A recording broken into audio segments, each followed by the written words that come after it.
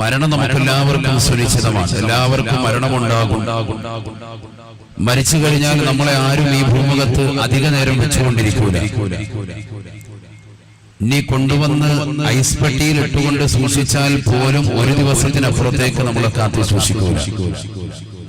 എത്ര സ്നേഹമുള്ള മക്കളാണെങ്കിലും, എത്ര സ്നേഹമുള്ളതാകുന്ന മാതാപിതാക്കളാണെങ്കിലും, എത്ര സ്നേഹമുള്ള കുടുംബാദികളാണെങ്കിലും ഒന്നോ രണ്ടോ ദിവസം അതിനപ്പുറത്തേക്ക് നമ്മുടെ ശരീരത്തെ, ഭൗതിക ശരീരത്തെ കാത്തു വെക്കൂല.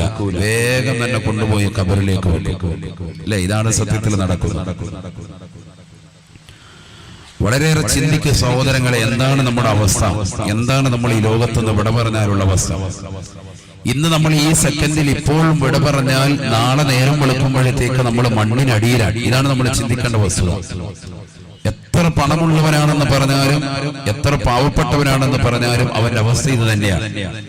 നേരം വെളുത്താൽ നമ്മൾ മണ്ണിനടിയിലായിരിക്കും. രാവിലെ സുബഹിക്ക് ബാങ്കുന് മുഴങ്ങുമ്പോൾ സ്വന്തം ഭാര്യ തട്ടി വിളിക്കുമ്പോൾ നമ്മൾ മരിച്ചു കിടക്കുകയാണെങ്കിൽ വേഗം തന്നെ മക്കളെ അറിയിക്കും, സഹോദരങ്ങളെ അറിയിക്കും, കുടുംബാദികളെ അറിയിക്കും. കുളിപ്പിച്ച് റെഡിയാക്കി നാട്ടുകാരെ വിളിച്ചു പറഞ്ഞു, പള്ളിയിൽ വിളിച്ചു പറഞ്ഞു, ഉസ്താദുമാരെ മുത്തല്ലിമീങ്ങളും വന്നു. മയ്യത്ത് കുളിപ്പിച്ചു, കഫൻ ചെയ്ത് വേഗം തന്നെ പള്ളിയിൽ കൊണ്ടുപോകാൻ 10 മണി അല്ലെങ്കിൽ ലുഹറിന് മുമ്പ് തന്നെ അടക്കണം. ഇത്രയുള്ള മനുഷ്യന്റെ അവസ്ഥ. ഈ ഒരു ചിന്ത നമ്മുടെ മനസ്സിലേക്ക് വന്നാൽ നമ്മൾ ക്ലിയറായി. അടുത്ത സെക്കൻഡിൽ മരിക്കേണ്ടവനാണെന്നുള്ളൊരു ബോധ്യം നമ്മുടെ മനസ്സിൽ വന്നാൽ മതി. അള്ളാഹു തൗഫീഖ് നൽകട്ടെ. അത് വരാത്തത് കൊണ്ടാണ് നമ്മൾ എല്ലാ തെറ്റുകളിലേക്കും പോകുന്നത്. നബി സല്ലല്ലാഹു അലൈഹി വസല്ലമ തങ്ങളെ ആയിഷ ബീവി റളിയല്ലാഹു അൻഹ ഒരിക്കൽ രാത്രിയിൽ നോക്കുമ്പോൾ തന്റെ വിരിപ്പിൽ പ്രവാചകരെ കാണുന്നില്ല. നബി സല്ലല്ലാഹു അലൈഹി വസല്ലമ തങ്ങളെ നോക്കി മറ്റു ഭാര്യമാരുടെ അടുക്കൽ പോയതാണോ എന്ന് ആയിഷ ബീവി റളിയല്ലാഹു അൻഹ ഒരു വേള ചിന്തിച്ചു പോയി. കാരണം രാത്രിയിൽ തന്നോടൊപ്പം കിടന്നുറങ്ങിയ പ്രവാചകരെ ഏകദേശം ഒരു 2:30-3 മണി സമയമായപ്പോൾ പ്രവാചകരെ കാണുന്നില്ല. അർദ്ധരാത്രി പിന്നിട്ട് ഈ സമയത്ത് പ്രവാചകർ എവിടേക്കാണ് പോയത്? നോക്കുമ്പോൾ അല്ലാഹുവിന്റെ റസൂൽ സല്ലല്ലാഹു അലൈഹി വസല്ലമ തങ്ങൾ ജന്നത്തുൽ ബഖീയിൽ നിന്നുകൊണ്ട് പ്രവാചകർ ദുആ ചെയ്യുകയാണ്. പരിശുദ്ധമായ മദീന പള്ളിയുടെ ചാരത്തുള്ള പ്രവിശാലമായ ഖബർസ്ഥാനിൽ നിന്നുകൊണ്ട് അല്ലാഹുവിന്റെ റസൂൽ സല്ലല്ലാഹു അലൈഹി വസല്ലമ തങ്ങൾ ഖബറാളികൾക്ക് വേണ്ടി പൊട്ടിക്കരയുകയാണ്.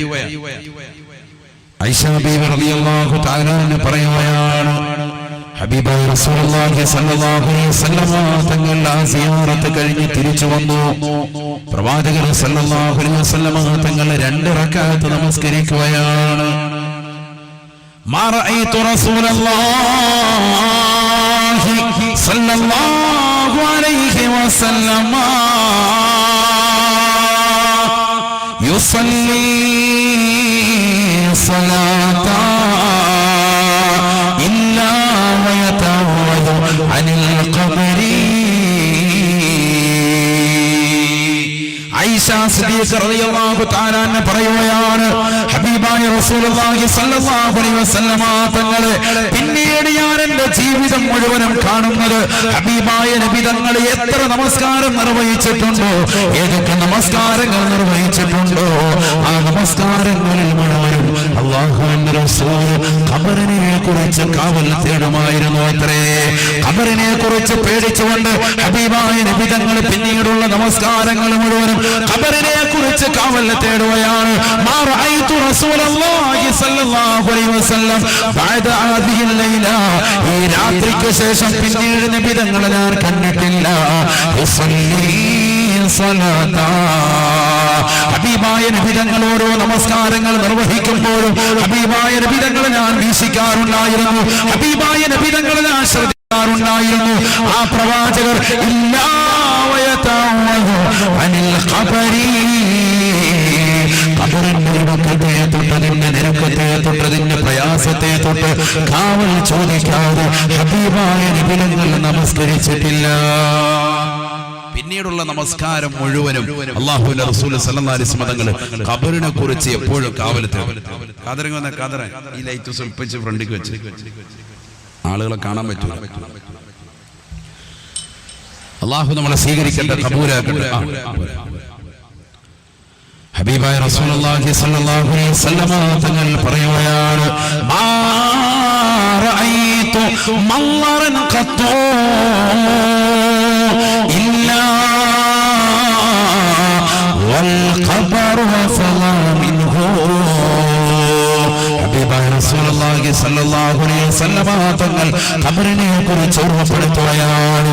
സ്വഹാബത്തെ ഞാൻ കണ്ടിട്ടുള്ളതിൽ വെച്ച് ഏറ്റവും മോശപ്പെട്ട സ്ഥലം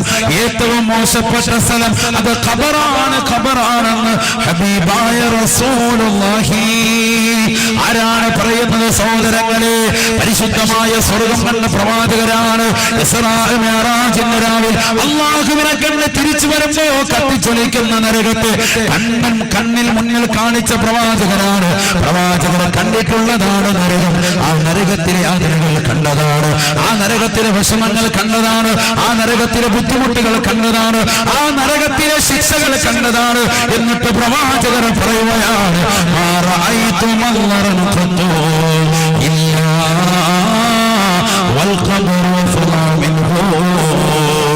ഞാൻ കണ്ടിട്ടുള്ളതിൽ വെച്ച് ഏറ്റവും മോശപ്പെട്ട സ്ഥലം ഖബറാണ്. ഖബർ പോലെ ഞാൻ കണ്ടിട്ടുള്ളതാകുന്ന ഒരു സ്ഥലവുമില്ല സാധാരണ ഹബീബായ റസൂലുള്ളാഹി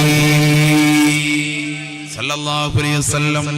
അഥവാ പേടിക്കേണ്ട സ്ഥലം ഏതാണ്? ഖബർ. സയ്യിദുനാ റസൂലുള്ളാഹി ഹബീബായ റസൂലുള്ളാഹി സല്ലല്ലാഹു അലൈഹി വസല്ലം തങ്ങൾ പറഞ്ഞ ഹദീസിൽ കാണാം.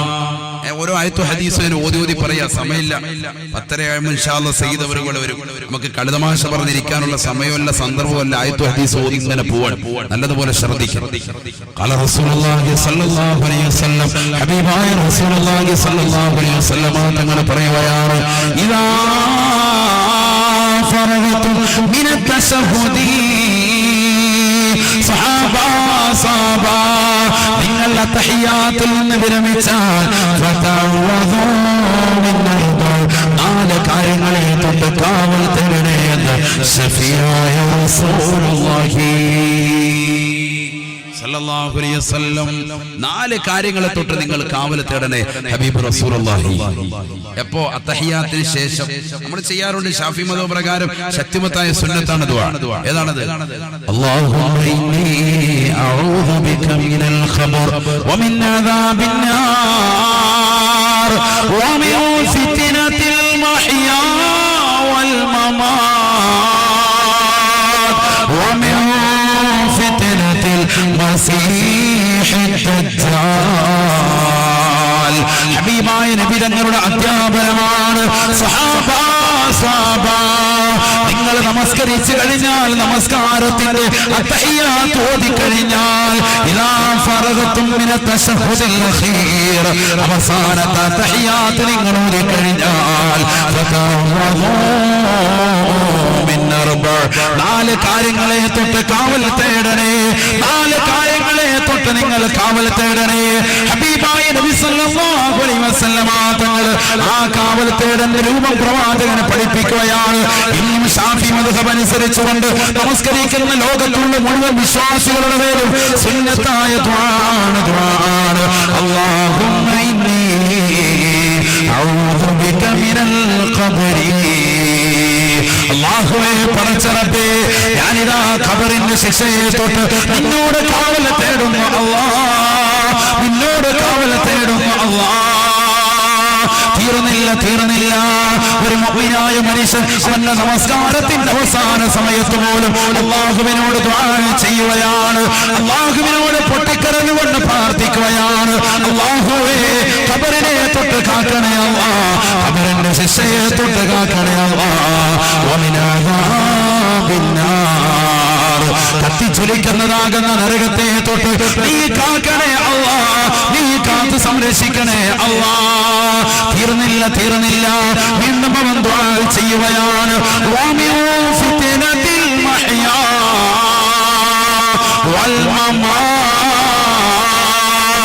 അല്ലാഹുവേ പടച്ചറബേ, ഈ ഭൗതിക ലോകത്ത് ജീവിച്ചിരിക്കുമ്പോഴുള്ള ഫിത്നകളെ തൊട്ടും ഞാൻ മരിക്കുന്ന സന്ദർഭത്തിലുള്ള ഫിത്നകളെ തൊട്ടും നീ എന്നെ കാക്കണേ അല്ലാഹ്. ഞാൻ ജീവിച്ച ജീവിച്ചിരിക്കുന്ന കാലഘട്ടത്തിൽ ഒരുപാട് അപവാദങ്ങൾ എന്നെ കുറിച്ചുണ്ടാകാം, ഒരുപാട് പ്രയാസങ്ങൾ ഫിത്നകൾ എന്നെ കുറിച്ചുണ്ടാകാം. ഫനായും ഫിസ്നയും പറയുന്ന കാലഘട്ടമാണ്.